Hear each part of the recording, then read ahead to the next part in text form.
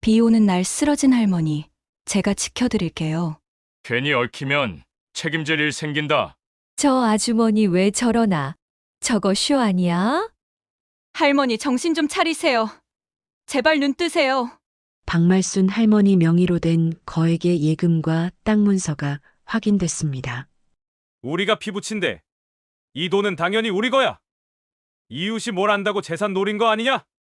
나는 돈이 아니라 할머니가 마지막으로 남긴 마음만 받았습니다. 내가 가진 건 작지만 나를 버린 피부치에게 줄 순 없다. 영숙이가 내 마지막 가족이었다. 그 영상 증거가 공개되는 순간 조카들의 얼굴은 새파랗게 질렸습니다. 할머니, 이제 제가 지켜드릴게요. 안녕하세요. 오늘도 감동적인 이야기로 찾아뵙게 되어 반갑습니다. 오늘 들려드릴 이야기는 한 마을에서 벌어진 놀라운 일입니다. 혹시 어느 지역에서 시청하고 계신지 댓글로 알려주세요. 전국 각지에서 들어주시는 분들이 궁금합니다. 그럼 지금부터 시작하겠습니다. 가을비가 주룩주룩 내리는 오후였습니다. 하늘이 잿빛으로 물들고 마을 골목길 곳곳에 빗방울이 떨어지는 소리만이 정막을 깨우고 있었죠. 작은 한옥집 마당 한쪽에 자리 잡은 장독대 앞에서 75세의 박말순 할머니가 혼자 앉아 계셨습니다.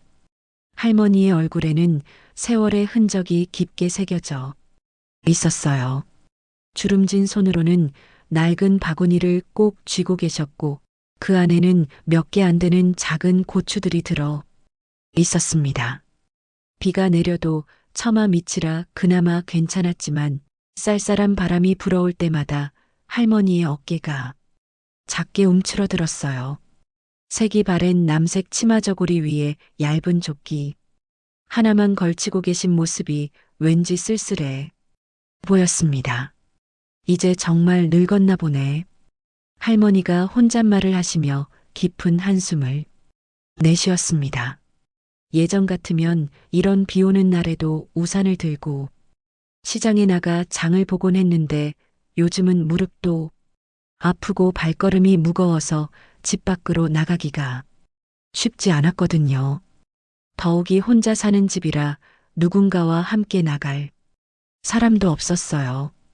그때 옆집에서 문이 열리는 소리가 들렸습니다. 58세의 최영숙이 나타났어요.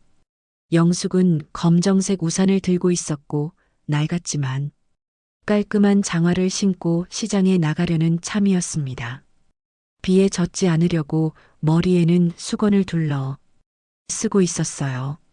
할머니를 보자 영숙이 급히 다가왔습니다. 어머 할머니, 비 맞으시겠어요? 여기 계시면 안 되죠. 괜찮다, 괜찮아. 나는 처마 밑에 있으니까. 할머니가 손을 흔들며 괜찮다고 하셨지만 영숙은 이미 우산을 할머니 쪽으로 기울여 들고 있었습니다. 무슨 말씀을 하세요? 같이 들어가요. 비가 점점 더 세져요. 영숙의 목소리에는 진심 어린 걱정이 담겨 있었어요. 두 사람은 작은 우산 아래에서 어깨를 나란히 했습니다. 영숙은 평소에도 마을에서 성실하기로 소문난 사람이었어요. 남편을 일찍 여의고 혼자 아이 둘을 키우면서도 남의 험담 한 번 하지 않고 어려운 이웃이 있으면 먼저 챙겨주곤 했거든요.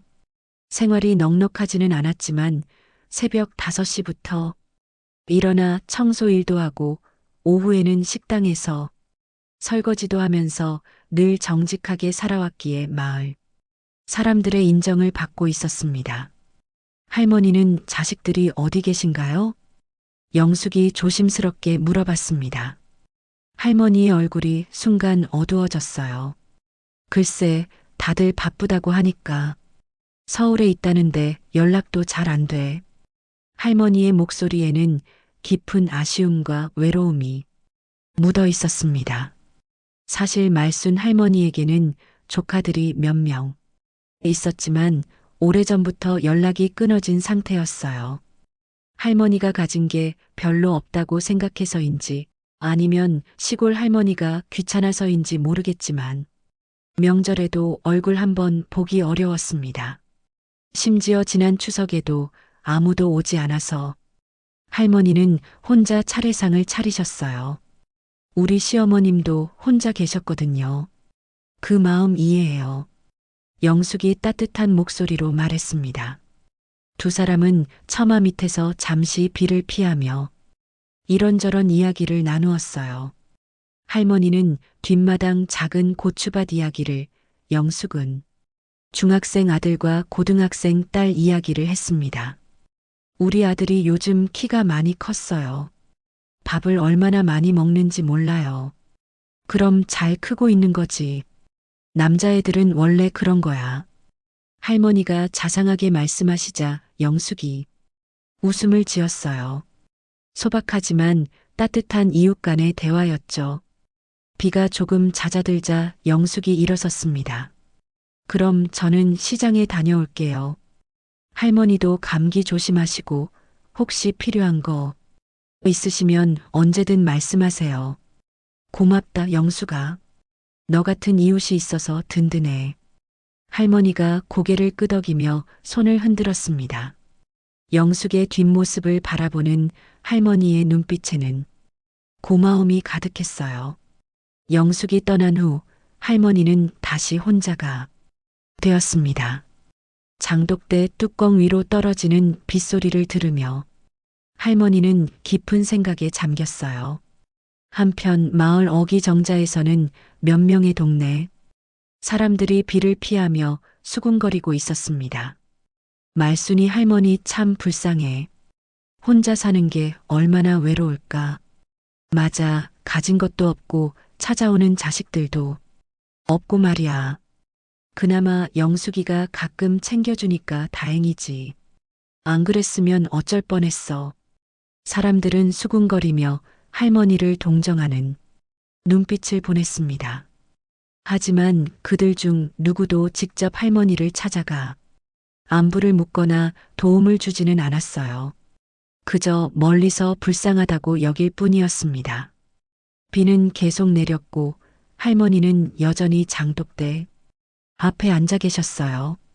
가끔 지나가는 사람들이 인사를 건네면 할머니도 고개를 끄덕이며 답했지만 깊은 대화를 나누는 사람은 영숙뿐이었습니다. 해가 저물어가자 할머니는 천천히 일어나 집 안으로 들어가셨어요.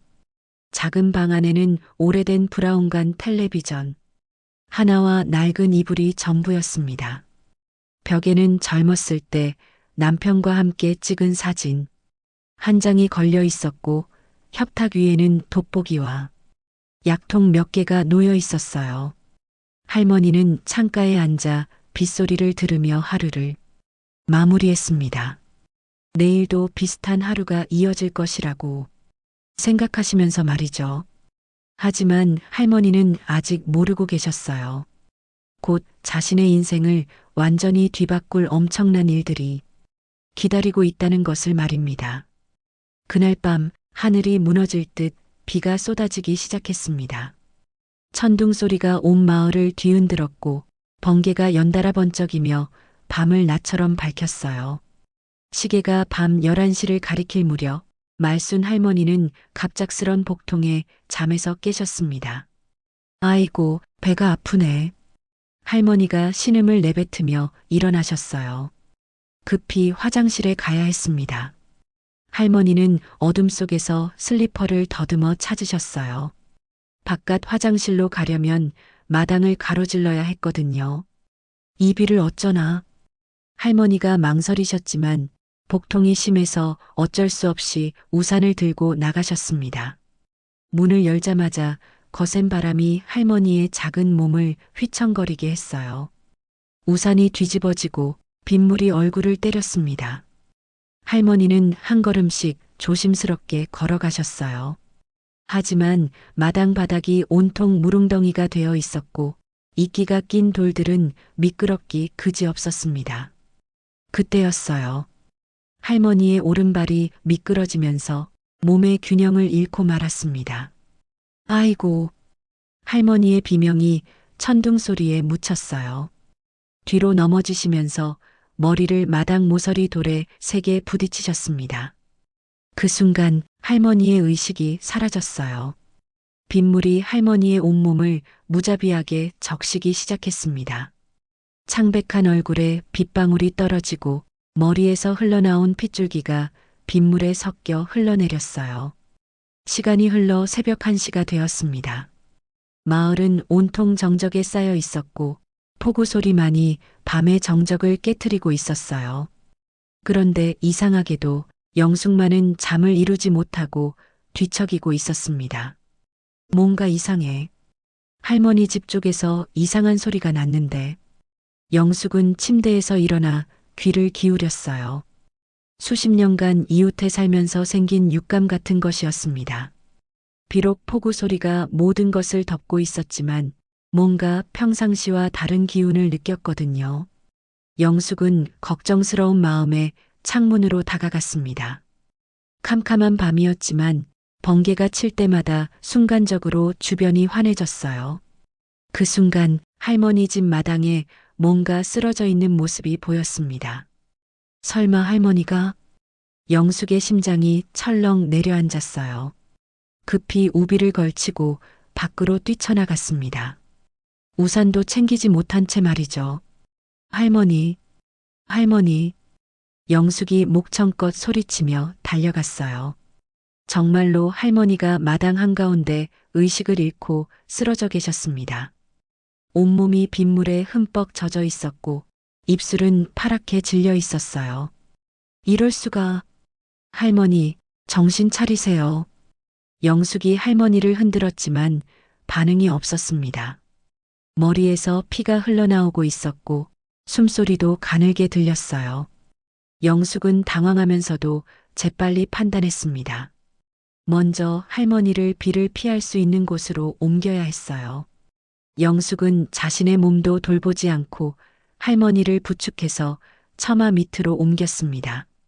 할머니, 저예요. 영숙이에요. 눈 떠보세요. 영숙이 할머니의 뺨을 가볍게 두드리며 간절히 부탁했어요. 하지만 할머니는 여전히 의식이 없었습니다. 체온이 많이 떨어진 것 같았고 얼굴색이 점점 더 나빠지고 있었어요. 안 되겠다. 빨리 도움을 청해야겠어. 영숙은 마을 이장 집으로 뛰어갔습니다. 이장님, 이장님, 큰일 났어요. 영숙이 문을 세게 두드리며 소리쳤어요. 하지만 폭우 소리 때문에 이장이 쉽게 깨지 않았습니다. 제발 일어나 주세요. 영숙이 계속 문을 두드리자 한참 후에야 이장이 잠옷 차림으로 나왔어요. 아니, 이 새벽에 뭔 일이야? 말순 할머니가 의식을 잃고 쓰러지셨어요. 당장 병원에 모셔야 해요. 영숙의 절박한 목소리를 들은 이장이 놀라며 급히 옷을 입었습니다. 뭐라고? 그럼 빨리 가자. 둘은 함께 할머니가 있는 곳으로 달려갔어요. 할머니를 본 이장도 깜짝 놀랐습니다. 이거 큰일 났네. 빨리 차에 태우자. 그들은 할머니를 이장의 낡은 트럭에 조심스럽게 태웠어요. 영숙은 뒷자리에서 내내 할머니를 안고 있었습니다. 할머니, 버티세요. 곧 병원 도착해요. 영숙의 목소리는 눈물로 떨리고 있었어요. 읍내까지 가는 길이 이렇게 멀게 느껴진 적이 없었습니다. 드디어 병원에 도착해서 응급실로 뛰어들었어요. 의사와 간호사들이 급히 달려와 할머니를 침대로 옮겼습니다. 환자 상태가 어떻게 되는 거죠? 의식을 잃고 쓰러져 계셨어요. 머리를 다치신 것 같고요. 영숙이 다급히 설명했습니다. 의사가 할머니를 진찰한 후 말했어요. 다행히 뇌출혈은 아닙니다. 머리 외상과 심한 탈수, 그리고 체온 저하가 있네요. 조금만 늦었으면 위험할 뻔했어요. 영숙이 안도의 한숨을 크게 내쉬었습니다. 정말 다행이에요. 그런데 이상한 일이 벌어졌습니다. 다음 날 오전 마을 사람들이 소식을 듣고 병원에 나타났어요. 하지만 그들의 관심은 할머니가 아니라 영숙에게 집중되어 있었습니다.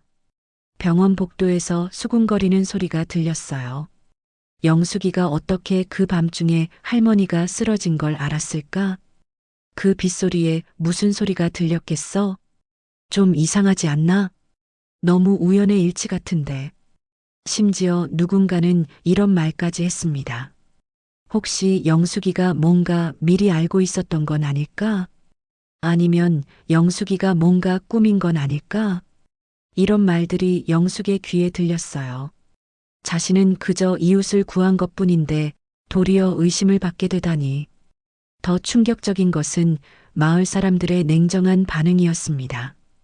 우리는 괜히 나서지 말자. 나중에 문제되면 어쩔 건가. 말순이 할머니 불쌍하긴 하지만 우리가 깊이 관여할 이유는 없잖아. 영숙이처럼 나섰다가 나중에 뭔 소리 듣을지 몰라. 그들은 할머니의 생사보다는 자신들에게 피해가 올까봐 걱정하는 모습이었어요. 영숙은 그런 차가운 시선들을 견뎌내야 했습니다. 오후가 되어서야 할머니가 의식을 찾으셨어요. 여기가 어디지? 할머니가 주위를 둘러보며 당황스러워 하셨습니다. 할머니, 병원이에요. 제가 영숙이에요. 영숙아, 내가 왜 여기 있지? 쓰러지셔서 모시고 온 거예요. 이제 괜찮으세요. 할머니가 영숙의 손을 꼭 잡았어요. 고맙다, 영숙아. 너 아니었으면 난 어떻게 됐을까? 할머니의 눈에 눈물이 맺혔습니다. 무슨 말씀을 하세요? 당연한 일한 거죠. 나를 외면하지 않은 건 너뿐이구나. 할머니의 말에 영숙도 눈물을 흘렸어요. 그날 밤의 일로 두 사람의 인연은 운명처럼 얽혔습니다. 하지만 마을 사람들의 수상한 눈빛은 계속 이어졌고 곧 더 큰 사건이 기다리고 있다는 것을 아무도 알지 못했습니다. 할머니가 퇴원하신 지 사흘째 되는 아침이었습니다. 마을에는 평상시와 다름없이 고요한 정적이 흘렀어요. 영숙은 일찍 일어나 할머니 댁 마당을 쓸고 있었습니다. 할머니, 아침 드시러 오세요. 영숙이 정겨운 목소리로 불러드렸어요. 할머니는 머리에 붕대를 감고 계셨지만 표정은 한결 밝아 보이셨습니다. 영숙아, 고마워. 내가 아니었으면 정말 어쩔 뻔했을까. 두 사람이 소박한 아침을 함께 나누고 있을 때였습니다. 갑자기 마을 입구에서 이상한 소리가 들렸어요. 부르릉, 부르릉. 자동차 소리였습니다. 그것도 한 대가 아니라 여러 대의 소리였어요. 평소 마을에는 트럭이나 농기계 말고는 자동차가 거의 다니지 않았거든요. 무슨 소리지? 할머니가 고개를 갸웃거리셨어요. 영숙도 궁금해서 대문 쪽으로 나가보았습니다. 그런데 깜짝 놀랄 일이 벌어졌어요. 검은색 승용차 세 대가 줄지어 할머니 집 앞에 멈춰 선 것입니다. 차에서 양복을 입은 사람들이 하나둘 내리기 시작했어요. 그 중에서도 가장 앞차에서 내린 중년 남자가 눈에 띄었습니다. 깔끔한 회색 양복에 금태 안경을 쓰고 손에는 검은색 서류 가방을 들고 있었어요. 마을 사람들이 하나둘 몰려들기 시작했습니다. 저게 뭔 일이야? 양복 입은 사람들이 왜 여기 와? 혹시 말순이 할머니 집에 무슨 일 생긴 건가? 사람들이 웅성거리며 구경하기 시작했어요. 양복 입은 남자가 할머니 집으로 다가왔습니다. 실례합니다. 박말순 할머니 댁이 맞습니까? 그의 목소리는 정중했지만 어딘가 격식적이었어요. 네, 그런데 누구시죠? 영숙이 조심스럽게 물어봤습니다. 저는 제1은행 본점에서 나온 김지 부장이라고 합니다. 남자가 명함을 내밀었어요. 은행? 할머니와 영숙이 서로를 바라보며 당황했습니다. 할머니는 은행과 별다른 거래를 하지 않으셨거든요. 동네 농협에 조금 있는 게 전부였어요. 무슨 일로 오신 건가요? 영숙이 대신 물어봤습니다. 김지 부장이 서류 가방을 열었어요. 박말순 할머니 명의로 된 계좌와 관련해서 찾아왔습니다. 계좌요? 할머니가 어리둥절한 표정을 지으셨어요. 김지 부장이 두꺼운 봉투를 꺼냈습니다. 할머니, 혹시 이 통장 보신 적 있으십니까? 그가 내민 통장을 본 할머니가 깜짝 놀랐어요. 이건 어디서 나온 거지? 할머니의 이름으로 되어 있는 게 분명했지만 할머니는 그런 통장을 만든 기억이 없으셨거든요. 할머니 명의로 되어 있는 이 계좌에 상당한 금액이 예치되어 있습니다. 김지 부장의 말에 주변 사람들이 술렁거리기 시작했어요. 상당한 금액이라니 얼마나 되는 건가요? 영숙이 조심스럽게 물어봤습니다. 정확히는 5억 3천만 원입니다. 5억 3천만 원? 그 순간 주변이 조용해졌어요. 마을 사람들의 입이 떡 벌어졌습니다. 할머니도 눈을 동그랗게 뜨고 계셨어요. 그게 정말 제 거예요? 네, 그리고 이것만이 아닙니다. 김지 부장이 또 다른 서류를 꺼냈어요. 할머니 명의로 된 토지도 여러 필지 있습니다. 토지요? 서울 강남구의 땅 3필지, 그리고 이 마을 근처 야산 2곳입니다. 전체 시가로 약 15억 원 정도 됩니다. 15억 원? 이번엔 정말 충격이었어요. 마을 사람들이 웅성거리기 시작했습니다. 말순이 할머니가 그런 큰 돈을 어디서? 뭔가 이상하지 않나? 혹시 사기 아닐까? 그때 멀리서 또 다른 자동차 소리가 들렸습니다. 이번에는 낡은 승용차 2대가 급하게 달려왔어요. 차에서 내린 건 할머니의 조카들이었습니다. 40대 중반의 박철수와 50대 초반의 박영희, 그리고 30대 후반의 박민수까지. 오랫동안 연락도 끊어졌던 이들이 갑자기 나타난 것입니다. 고모. 철수가 달려와 할머니를 붙들었어요. 우리가 걱정해서 급히 달려왔어요. 어머, 철수야? 너희가 어떻게 여기를? 할머니가 놀라며 물어보셨습니다. 영희가 나서서 말했어요. 고모가 병원에 입원하셨다는 소식을 들었거든요. 늦었지만 이렇게 달려왔어요. 하지만 이들의 시선은 할머니보다는 은행 사람들과 서류에 가 있었어요. 민수가 김지 부장에게 다가갔습니다. 실례지만 무슨 일로 여기 오신 건가요? 할머니 명의 재산 관련 업무로 왔습니다. 재산이요? 조카들의 눈빛이 순간 변했어요. 김지 부장이 설명을 마치자 조카들이 서로 눈짓을 주고받았습니다. 고모, 혼자 사시면서 힘드셨죠? 이제 우리가 모셔갈게요. 철수가 갑자기 다정한 목소리로 말했어요. 그래요, 고모. 서울로 올라가서 편하게 지내세요. 영희도 거들었습니다. 하지만 할머니는 영 내키지 않는 표정이셨어요. 고맙긴 한데 난 여기서 살고 싶구나. 그때 김지 부장이 중요한 말을 꺼냈습니다. 참, 그리고 할머니께서 작성하신 유언장도 있습니다. 유언장이요? 모든 사람들이 깜짝 놀랐어요. 할머니도 당황스러워 하셨습니다. 내가 언제 유언장을 썼다고? 김지 부장이 봉인된 봉투를 꺼냈어요. 이 유언장은 공증까지 받아둔 정식 문서입니다. 조카들의 얼굴이 급격히 변했어요. 잠깐, 그 유언장 진짜 고모가 쓰신 거 맞나요? 철수가 다급하게 물어봤습니다. 혹시 위조된 건 아닐까요? 영희도 의심의 눈초리를 보냈어요. 김지 부장이 차분히 대답했습니다. 정식 절차를 거쳐 공증받은 문서이므로 법적 효력이 있습니다. 그럼 그 유언장에 뭐라고 써 있는 거죠? 민수가 조급하게 물어봤어요. 김지 부장이 할머니를 바라보며 말했습니다. 유언장 내용은 당사자가 계실 때 공개하겠습니다. 조카들이 서로 불안한 눈빛을 주고받았어요. 마을 사람들은 더욱 웅성거렸습니다.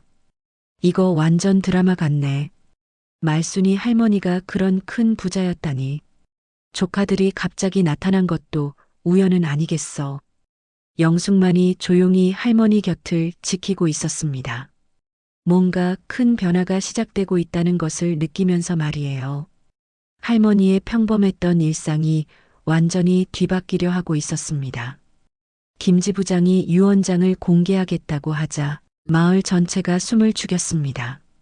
조카들의 얼굴은 점점 긴장으로 굳어갔어요. 철수가 먼저 나섰습니다. 잠깐만요. 그 유언장이 정말 고모가 직접 쓰신 건가요? 무슨 뜻입니까? 김 지부장이 차분히 물어봤어요. 영희가 거들어 나섰습니다. 고모는 글씨도 잘 못 쓰시는데 유언장까지 쓰셨을 리 없어요.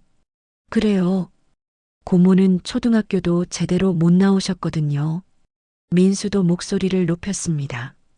할머니가 당황하며 말씀하셨어요. 그런데 정말 내가 그런 걸 썼을까?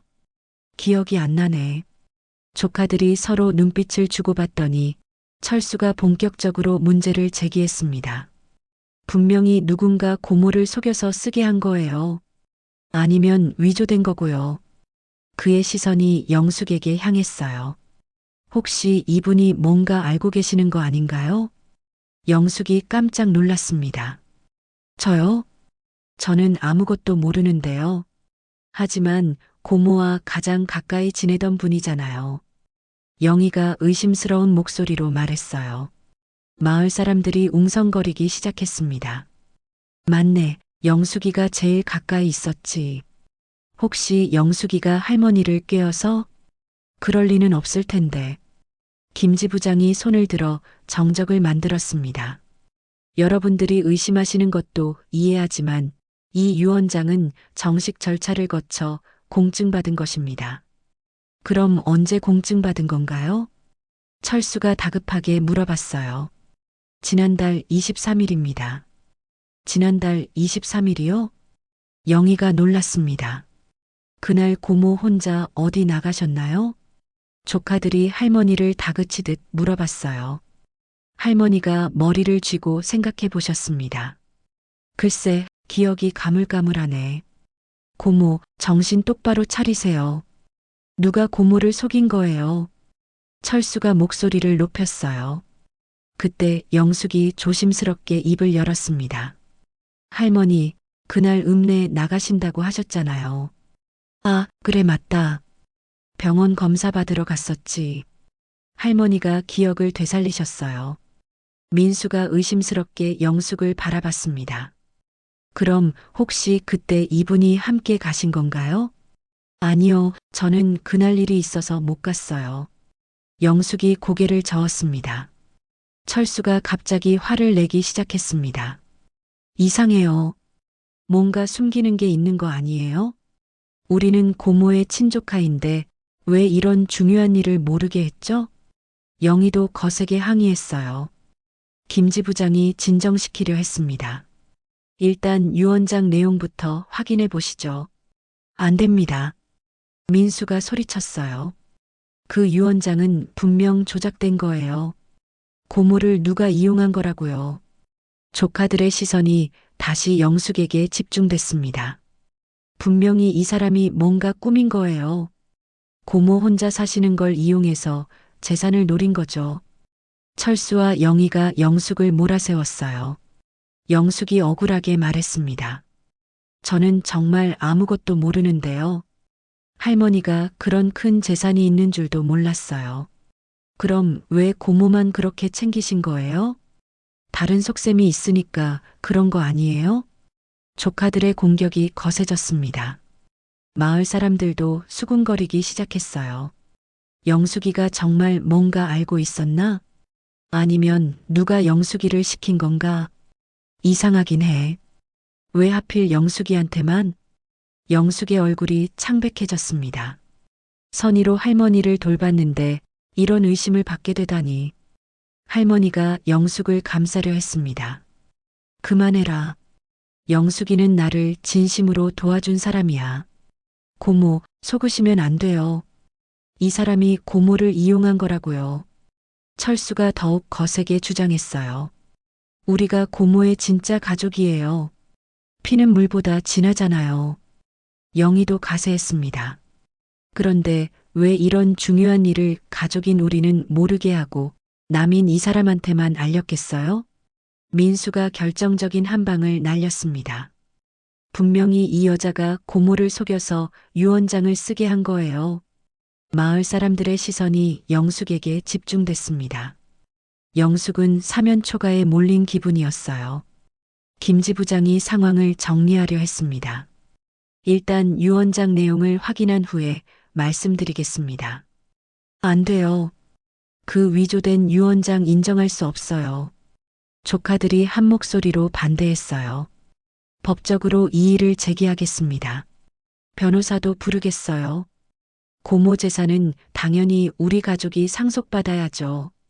그들의 목소리는 점점 커졌고 마을은 완전히 소란에 빠졌습니다.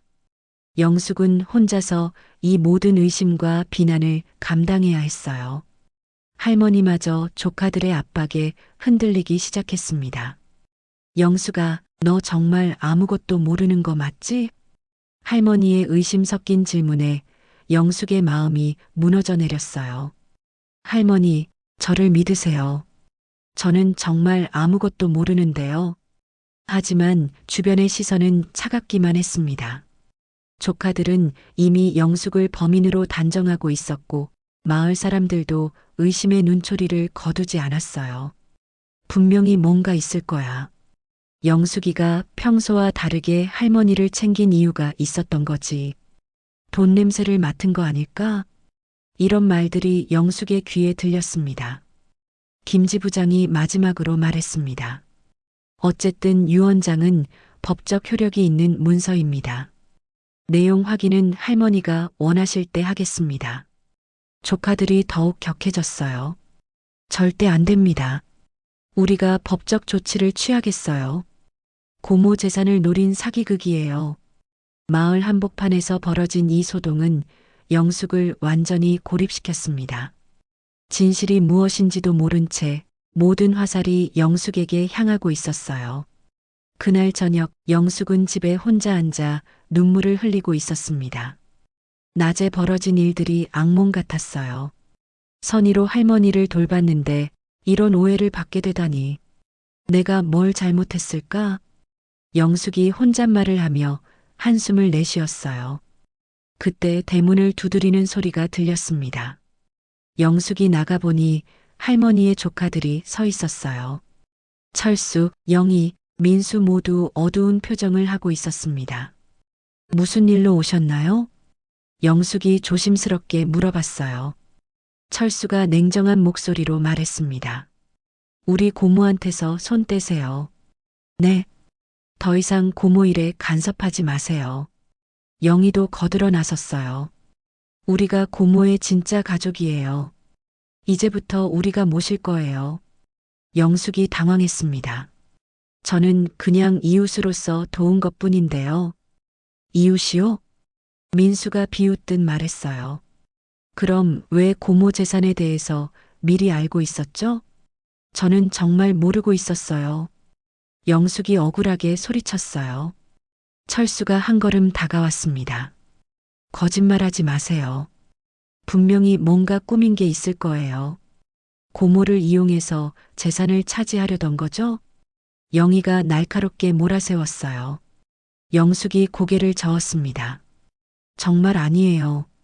저는 그냥 할머니가 혼자 계셔서 걱정이 되어서. 그만 거짓말해요. 민수가 소리를 질렀어요. 우리가 다 알아봤거든요. 당신이 고모를 얼마나 자주 찾아갔는지 말이에요. 평소에 그렇게 친하지도 않았으면서 갑자기 왜 그렇게 챙겼겠어요? 철수가 의심스럽게 바라봤어요. 영숙이 눈물을 흘리며 말했습니다. 할머니가 쓰러지신 게 얼마나 위험했는지 아세요? 조금만 늦었으면 큰일 날 뻔했어요. 그것도 이상해요. 영희가 끼어들었어요. 어떻게 그 밤중에 고모가 쓰러진 걸 알았죠?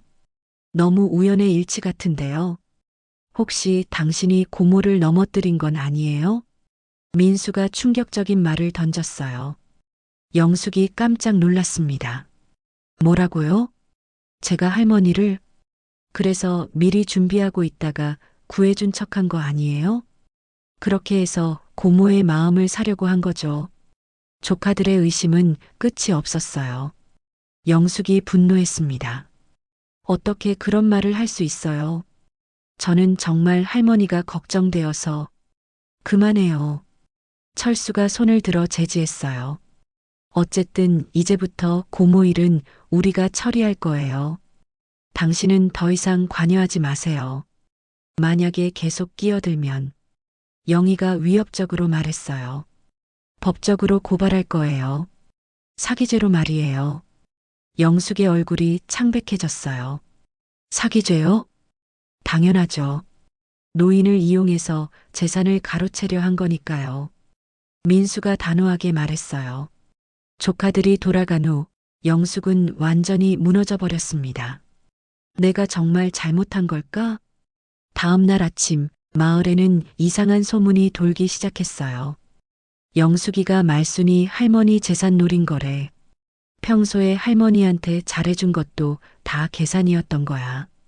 그러게 누가 그렇게 남일에 나서겠어? 마을 사람들의 시선이 완전히 바뀌었습니다. 영숙이 장을 보러 나가면 사람들이 수군거렸어요. 저기 가네, 할머니 재산 노린 사람. 무서운 여자야. 겉으로는 착한 척하면서 가난한 할머니 이용해서 돈 뜯어내려 했다니. 영숙은 견딜 수가 없었어요. 하지만 더 큰 충격이 기다리고 있었습니다. 오후에 할머니 집에 찾아갔을 때였어요. 할머니가 영숙을 보더니 어색한 표정을 지으셨습니다. 할머니, 괜찮으세요? 영숙이 다가가려 하자 할머니가 한 걸음 뒤로 물러서셨어요. 영숙아, 너 정말 나한테 숨긴 게 없지? 할머니의 목소리에 의심이 섞여 있었어요. 영숙의 가슴이 철렁 내려앉았습니다. 할머니, 무슨 말씀이세요? 조카들이 그러는데 내가 내 재산을 미리 알고 있었다고 하더구나. 저는 정말 몰랐어요. 할머니, 저를 믿어주세요. 영숙이 간절히 호소했어요. 하지만 할머니의 눈빛은 예전과 달랐습니다. 그럼 왜 나만 그렇게 챙겨줬지? 다른 사람들은 안 그랬는데. 할머니가 혼자 계셔서 걱정이 되었거든요. 그게 전부예요. 정말이지? 할머니가 의심스럽게 바라봤어요. 그때 철수가 나타났습니다. 고모, 또 이 사람이 왔네요. 철수야. 고모, 이제 이 사람 믿지 마세요. 우리가 다 알아봤는데 수상한 게 한두 개가 아니에요. 철수가 영숙을 노려보며 말했어요. 어떻게 그 밤중에 고모가 쓰러진 걸 알았겠어요? 분명히 뭔가 꾸민 거예요. 할머니가 흔들리기 시작했습니다. 그러고 보니 좀 이상하긴 해. 고모, 피는 물보다 진해요. 우리가 진짜 가족이에요. 철수가 할머니의 팔을 붙잡았어요. 영숙이 절망적으로 말했습니다.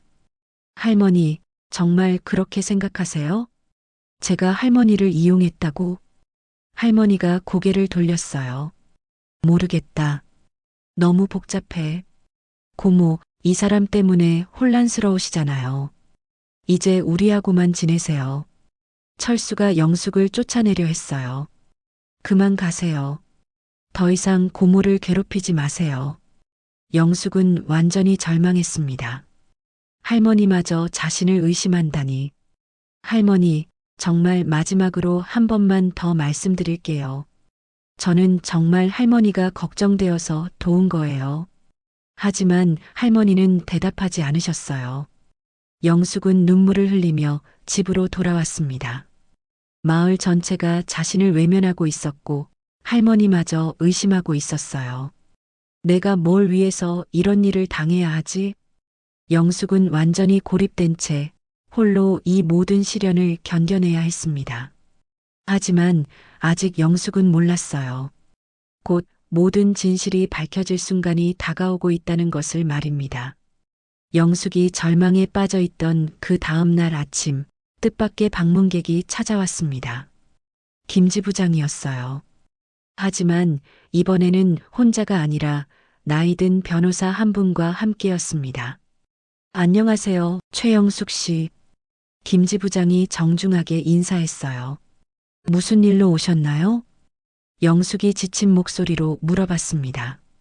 할머니께서 남기신 것이 하나 더 있습니다.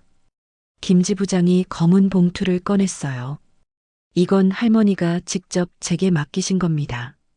영숙이 당황했습니다. 할머니가요? 언제? 지난달 공증 받으러 오셨을 때 말입니다. 만약 자신에게 무슨 일이 생기면 당신께 이것을 전해달라고 하셨어요. 김지 부장이 봉투를 영숙에게 건넸습니다. 영숙이 떨리는 손으로 봉투를 받았어요. 봉투에는 할머니의 손글씨로 이렇게 써 있었습니다. 영숙이에게. 영숙이 봉투를 열자 안에서 편지 한 장과 서류들이 나왔어요. 먼저 편지를 펼쳐보았습니다. 할머니의 떨리는 글씨로 이렇게 쓰여 있었어요. 영숙아, 이 편지를 읽고 있다면 내가 이미 세상을 떠났거나 아니면 큰일을 당한 게 틀림없구나. 사실 나에게는 비밀이 하나 있었단다. 30년 전 내 남편 박동수가 교통사고로 돌아가셨을 때 그 사고의 가해자가 바로 내 남편이었어. 그때 상대방 차량 운전자가 의식을 잃고 돌아가셨는데 그게 내 남편이었던 거야. 우리는 너무 무서워서 도망쳤다. 하지만 양심의 가책을 견딜 수가 없었어. 그 후 내 남편은 죄책감에 시달리다가 몇 년 후 세상을 떠났고 나 혼자 이 비밀을 안고 살아왔단다. 내가 혼자서 아이들 키우는 걸 보면서 내 마음이 얼마나 아팠는지 모른다. 하지만 차마 진실을 말할 용기가 없었어. 그래서 몰래 내 가족을 도우려고 했지만 내가 워낙 자존심이 강해서 받지 않더구나. 그때부터 내가 번 돈을 모아서 저축해 두었어. 언젠가는 너에게 보상을 해주고 싶어서. 부동산도 내 이름으로 사두었단다. 내가 가진 모든 재산은 원래 내 것이야. 내 조카들은 한 번도 나를 찾지 않았어. 돈이 있다는 걸 알면 갑자기 나타나겠지만 그들에게 줄 이유는 없다. 나를 외면하지 않은 건 오직 너뿐이었어. 진짜 가족은 피가 아니라 마음이구나. 이제서야 진실을 말할 용기가 생겼어. 늦었지만 용서해다오. 너의 평생 은인 박말순. 영숙이 편지를 읽으며 눈물을 흘렸어요. 그런 일이 있었다니. 김지 부장이 조심스럽게 말했습니다. 할머니께서 이 모든 걸 미리 준비하셨어요. 당신을 위해서 말입니다. 영숙이 서류들을 확인해 보니 정말로 모든 재산이 자신 명의로 되어 있었어요. 이걸 언제? 3년 전부터 조금씩 준비하셨습니다. 할머니가 얼마나 당신을 생각하셨는지 알 수 있어요. 변호사가 끼어들어 설명했습니다. 모든 서류가 정식으로 공증되어 있고 법적으로 완벽합니다. 그때 밖에서 소란스러운 소리가 들렸어요. 할머니의 조카들이 또 나타난 것입니다. 거기서 뭐 하는 거예요?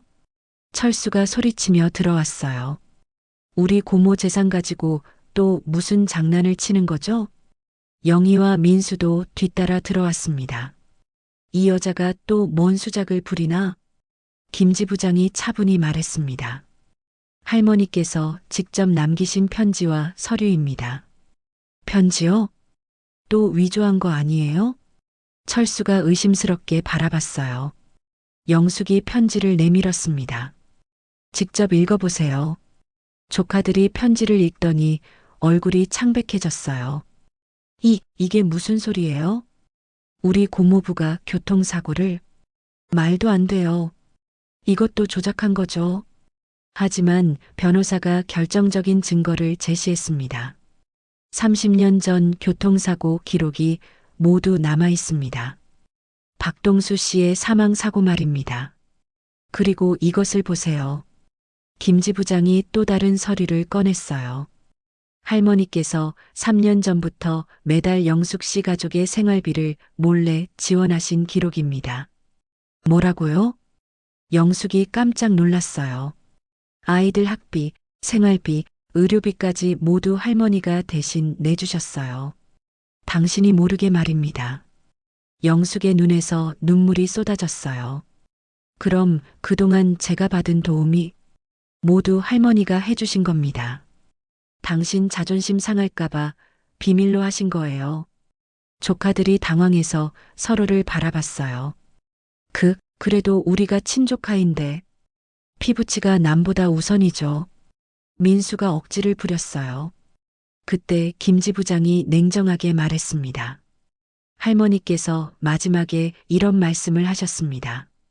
모든 사람들이 조용해졌어요. 나를 찾는 사람은 많지만 나를 찾아주는 사람은 영숙이 뿐이었다고. 재산이 있다는 걸 알면 모두들 나타나겠지만 가난할 때 외면하지 않은 건 영숙이 뿐이었다고 하셨어요. 조카들의 얼굴이 빨갛게 달아올랐어요. 하지만 할 말이 없었습니다. 정말로 할머니가 가난하게 살 때는 한 번도 찾아오지 않았거든요. 영숙이 떨리는 목소리로 말했습니다. 할머니, 정말 미안해요. 제가 몰랐어요. 김지 부장이 마지막으로 말했습니다. 할머니의 진심을 이제라도 알아주세요. 이 모든 게 당신에 대한 할머니의 사랑이었습니다. 조카들은 더 이상 할 말이 없어서 그냥 돌아갔어요. 영숙은 비로소 모든 진실을 알게 되었습니다. 할머니의 숨겨진 사랑과 희생을 말이에요. 진실이 밝혀진 지 이틀 후 조카들이 변호사를 대동하고 다시 나타났습니다. 이번에는 완전히 다른 모습이었어요. 정장을 차려입고 서류 가방을 든 변호사와 함께 마치 전쟁을 치르러 온 것 같았습니다. 최영숙 씨, 철수가 큰 소리로 영숙을 불렀어요. 우리는 절대 포기하지 않을 겁니다.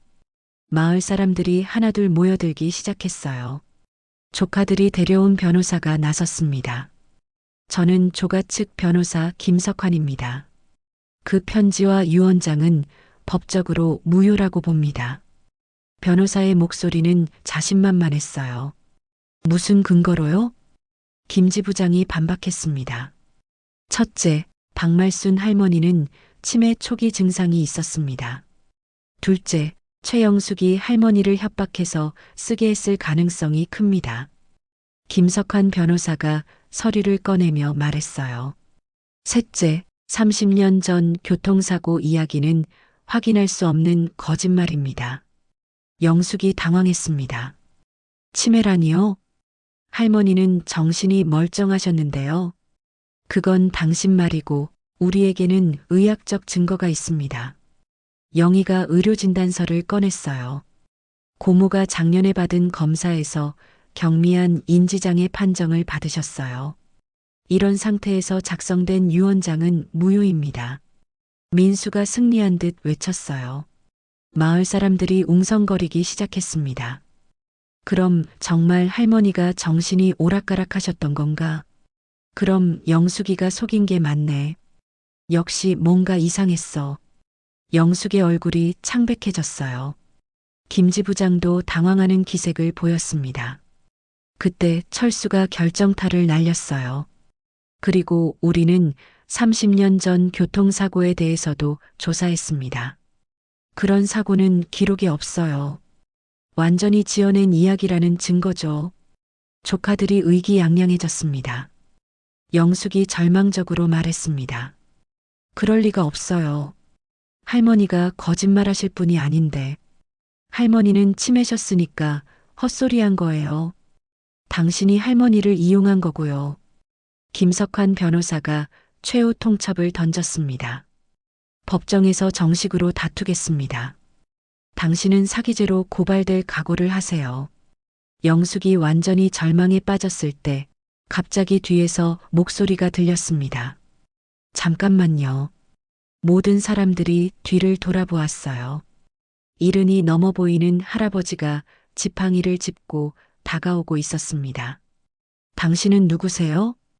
김석환 변호사가 물어봤어요. 저는 이 마을에서 30년째 이장을 하고 있는 최대식입니다. 할아버지가 차분히 말했어요. 그런데 방금 30년 전 교통사고 기록이 없다고 하셨죠?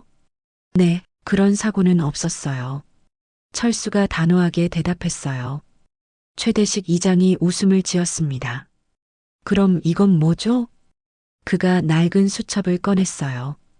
이장 업무 기록부입니다. 30년간 모든 일을 기록해 둔 거예요. 이장이 수첩을 펼치며 읽기 시작했어요. 1993년 7월 15일 마을 앞 삼거리에서 교통사고 발생. 박동수 씨 사망, 상대방 차량 도주. 경찰서에 신고했으나 가해자 검거 실패. 조카들의 얼굴이 창백해졌어요. 그리고 이것도 있네요. 이장이 또 다른 페이지를 펼쳤어요. 같은 해 8월 박말순 할머니 남편이 갑자기 찾아와서 울면서 고백. 자신이 박동수 씨를 치었다고 자백했어요. 하지만 이미 도망친 후라 어쩔 수 없었죠. 김석환 변호사가 당황했습니다. 그런 기록이 정말 있나요? 당연하죠. 이장은 모든 마을 일을 기록으로 남겨야 하니까요. 최대식 이장이 단호하게 말했어요. 그리고 더 있어요. 이장이 계속해서 읽었습니다. 박말순 할머니 남편이 몇 번이나 찾아와서 영숙이 가족을 어떻게 도와야 할지 상의했어요. 워낙 자존심이 강한 사람이라 직접 도움을 받지 않으니까 몰래라도 도와달라고 부탁했었죠. 영숙의 눈에서 눈물이 흘러내렸어요. 그때 또 다른 증인이 나타났습니다. 마을 원로 할머니였어요. 나도 그때 일을 기억해. 80이 넘은 김순자 할머니가 지팡이를 짚고 나왔습니다. 말순이 남편이 얼마나 괴로워했는지 몰라. 매일 영숙이 집 앞을 서성이면서 어떻게 해야 할지 고민했어. 나중에는 아예 서울 가서 돈 벌어와서 영숙이 몰래 도와줬지. 김석환 변호사가 완전히 당황했습니다. 하지만 치매 진단서는 어떻게 설명하시겠어요? 그때 김지 부장이 미소를 지었습니다. 그것에 대해서도 준비한 게 있습니다. 그가 비디오 테이프를 꺼냈어요. 할머니께서 직접 녹화하신 증언 영상입니다. 뭐라고요? 조카들이 깜짝 놀랐어요. 김지 부장이 휴대용 텔레비전을 가져와서 테이프를 넣었습니다. 화면에 할머니가 나타났어요. 깔끔하게 옷을 차려입고 정신이 또렷한 상태였습니다. 나는 박말순이다. 오늘은 2023년 9월 23일이고 내 정신은 멀쩡하다. 할머니의 목소리가 화면에서 흘러나왔어요. 내가 가진 모든 재산은 최영숙에게 물려주고 싶다.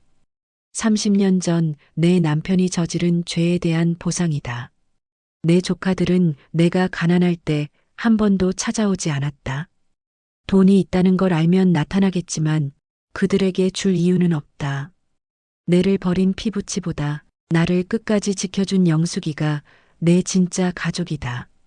조카들이 완전히 무너졌습니다. 이건 언제 찍은 거예요? 할머니께서 유언장 작성 당일에 직접 녹화하셨습니다. 김지 부장이 차분히 대답했어요. 치매라고 하시는데 화면 속 할머니가 치매 환자로 보이시나요? 김석환 변호사는 더 이상 할 말이 없었습니다. 조카들도 완전히 기가 죽었어요. 마을 사람들이 박수를 치기 시작했습니다. 역시 진실은 밝혀지는구나. 말순이 할머니 참 훌륭하셔. 영숙이가 진짜 효자네. 조카들은 꼬리를 내리고 도망치듯 사라졌습니다. 영숙은 비로소 모든 오해에서 벗어날 수 있었어요. 모든 진실이 밝혀진 후 일주일이 지났습니다. 영숙은 여전히 꿈만 같았어요. 하루아침에 자신이 수십억 원의 재산을 가진 사람이 되다니. 하지만 영숙의 마음은 무겁기만 했습니다. 할머니, 정말 미안해요. 영숙이 할머니의 영정 앞에 앉아 눈물을 흘렸어요. 할머니는 모든 진실이 밝혀진 지 사흘 만에 조용히 숨을 거두셨습니다. 마치 자신의 역할을 다 마친 것처럼 말이에요. 30년 동안 그 무거운 짐을 혼자 지고 계셨구나. 영숙이 할머니의 사진을 어루만지며 말했습니다. 그때 문을 두드리는 소리가 들렸어요. 마을 사람들이 하나둘 찾아오기 시작했습니다. 영숙아, 우리가 정말 미안해. 이장 할아버지가 먼저 고개를 숙였어요. 너를 의심했던 우리가 잘못이야. 정말 죄송해요, 영숙아. 김순자 할머니도 눈물을 흘리며 사과했습니다. 우리가 너무 성급하게 판단했어.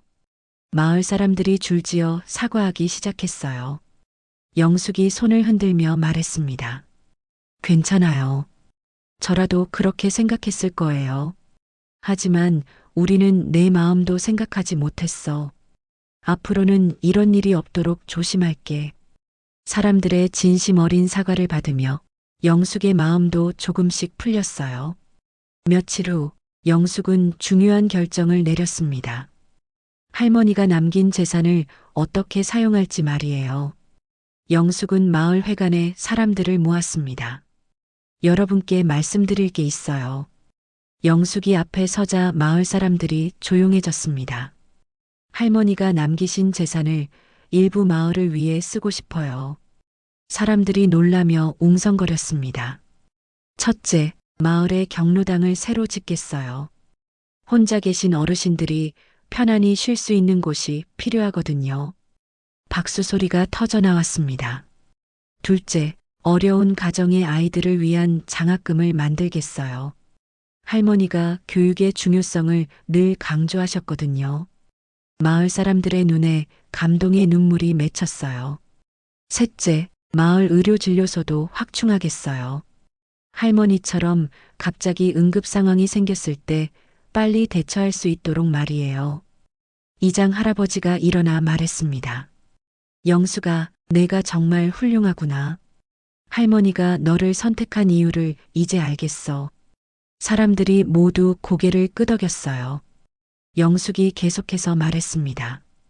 그리고 할머니 집은 그대로 보존하겠어요. 마을의 역사를 기억하는 곳으로 만들고 싶어요. 특히 할머니가 키우시던 고추밭도 그대로 갖고 나갈 거예요. 김순자 할머니가 울먹이며 말했습니다. 말순이가 얼마나 좋아할까? 내가 이렇게 할머니 뜻을 이어받아 주니까 말이야. 한 달 후 마을에는 놀라운 변화가 일어났습니다. 새로운 경로당이 완공되었고 어르신들이 모여서 담소를 나누는 모습이 보였어요. 이제 외롭지 않네. 매일 이곳에 와서 친구들과 이야기할 수 있어서 좋아. 어르신들의 얼굴에는 웃음꽃이 피어났습니다.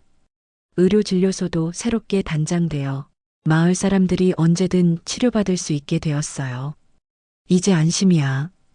응급 상황이 생겨도 바로 대처할 수 있겠어. 장학금을 받은 아이들도 기뻐했습니다. 이제 마음 놓고 공부할 수 있어요. 영숙 이모님 정말 고마워요. 영숙은 이 모든 모습을 보며 뿌듯함을 느꼈어요. 어느 저녁 영숙은 할머니의 장독대 앞에 앉았습니다. 예전처럼 할머니가 계시던 그 자리에 말이에요. 할머니, 제가 잘하고 있는 건가요? 영숙이 하늘을 바라보며 물어봤어요. 그때 따뜻한 바람이 불어와 영숙의 머리카락을 스쳤습니다. 마치 할머니가 대답해 주시는 것 같았어요. 제가 할머니의 마지막 가족이 되어 드릴게요. 영숙이 장독대 앞에 예쁜 꽃을 놓으며 속삭였습니다. 그리고 할머니처럼 어려운 이웃을 도우며 살겠어요. 해가 저물어 가자 마을에는 평화로운 저녁 풍경이 펼쳐졌어요. 경로당에서는 어르신들이 담소를 나누고 아이들은 공부방에서 열심히 책을 읽고 있었습니다. 영숙은 할머니의 고추밭을 돌보며 생각했어요. 진짜 가족은 핏줄이 아니라 마음이구나. 할머니가 보여준 30년간의 사랑과 희생, 그리고 마지막 순간까지 영숙을 지켜준 그 마음. 할머니, 이제 편히 쉬세요. 영숙의 목소리가 저녁 공기에 스며들었습니다. 저는 할머니가 심어주신 사랑을 계속 키워나갈게요. 마을 어디선가 종소리가 울렸고 새로운 하루를 알리는 종소리였습니다. 영숙의 새로운 삶도 이제 시작되었어요. 할머니의 사랑을 이어받아 마을의 든든한 어머니가 되어 살아갈 것입니다. 그렇게 비오던 그날의 작은 친절이 온 마을을 따뜻하게 만드는 큰 사랑으로 피어났습니다. 할머니와 영숙의 아름다운 인연은 마을 사람들의 가슴 속에서 영원히 살아 숨쉬게 될 것입니다. 진정한 가족의 의미를 깨닫게 해준 그 소중한 이야기와 함께 말이에요. 오늘 이야기는 어떠셨나요? 진정한 가족의 의미에 대해 다시 한번 생각해 보게 되는 이야기였습니다. 피보다 진심이 더 소중하다는 할머니의 마지막 메시지가 가슴 깊이 와닿습니다. 여러분들은 이 이야기를 들으시면서 어떤 생각이 드셨는지 댓글로 꼭 들려주세요. 비슷한 경험이 있으시거나 느끼신 점이 있다면 나눠주시면 감사하겠습니다. 구독과 좋아요는 무료입니다. 많은 분들께 이런 의미 있는 이야기를 전해드릴 수 있도록 구독과 좋아요 부탁드립니다. 오늘도 들어주셔서 고맙습니다. 다음에도 더욱 감동적인 이야기로 찾아뵙겠습니다.